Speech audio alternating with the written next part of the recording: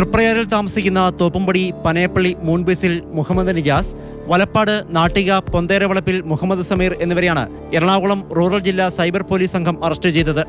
ആലുവ ചൂണ്ടി സ്വദേശിക്ക് online trading വഴി ലക്ഷങ്ങൾ ലാഭമുണ്ടാക്കി നൽകാമെന്ന് പറഞ്ഞു വിശ്വസിപ്പിച്ച് 33.5 ലക്ഷം രൂപയാണ് ഇവർ കണ്ണികളായുള്ള സംഘം തട്ടിയെടുത്തത്. 5 ഇടപാടുകളിലൂടെയാണ് ചൂണ്ടി സ്വദേശി ഇത്രയും തുക നിക്ഷേപിച്ചത്. ആദ്യ ഗഡു നിക്ഷേപിച്ചപ്പോൾ ലാഭവിഹിതമെന്ന് പറഞ്ഞ് 5000 രൂപ നൽകി. ഇങ്ങനെ വിശ്വാസം നേടിയാണ് ഇവർ തട്ടിപ്പ് നടത്തിയത്. സമൂഹ മാധ്യമത്തിൽ ബ്ലോക്ക് ട്രേഡിംഗ് അക്കാദമി എന്ന ലിങ്കിൽ ക്ലിക്ക് ചെയ്തതോടെയാണ് സംഭവങ്ങൾക്ക് തുടക്കമായത്. ലിങ്കിൽ നിന്ന് നേരെ പോയത് 200-ലേറെ അംഗങ്ങളുള്ള വാട്സാപ്പ് ഗ്രൂപ്പിലേക്കാണ്. അതിൽ കമ്പനികളുടെ ഷെയർ വാങ്ങിക്കുന്നതിനുള്ള നിർദ്ദേശങ്ങൾ ഗ്രൂപ്പ് അഡ്മിൻ നൽകി. ഇതിലൂടെ ലാഭം കിട്ടിയവർ അവരുടെ അനുഭവങ്ങളും പോസ്റ്റ് ചെയ്തുകൊണ്ടേയിരുന്നു. ഇത്രയും തട്ടിപ്പ് സംഘം തന്നെയാണ് ചെയ്തുകൊണ്ടിരുന്നതെന്ന് പിന്നീടാണ് മനസ്സിലായത്.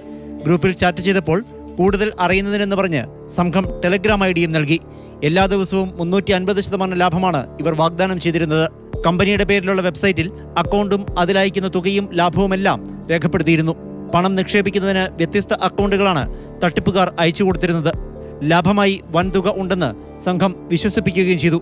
പിന്നെയും തുക നിക്ഷേപിക്കാൻ നിർബന്ധിച്ചപ്പോഴാണ് ചൂണ്ടി സ്വദേശിക്ക് തട്ടിപ്പ് മനസ്സിലായത്. നിക്ഷേപിച്ച പണം പോലും തിരികെടുക്കാൻ കഴിയാതെ വന്നതോടെയാണ് തട്ടിപ്പിന് ഇരയായ ആൾ ആലുവ റൂറൽ എസ്.പിക്ക് പരാതി നൽകിയത്. നിയമാനുസൃതമല്ലാത്ത ആപ്പുകൾ ഉപയോഗിച്ചാണ് സംഘം ഓൺലൈൻ ട്രേഡിംഗ് നടത്തുന്നത്.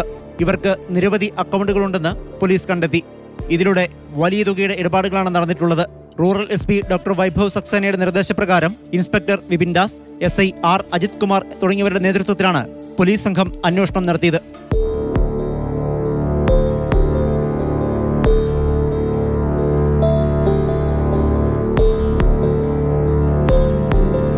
മാതൃഭൂമി ന്യൂസ്, കൊച്ചി.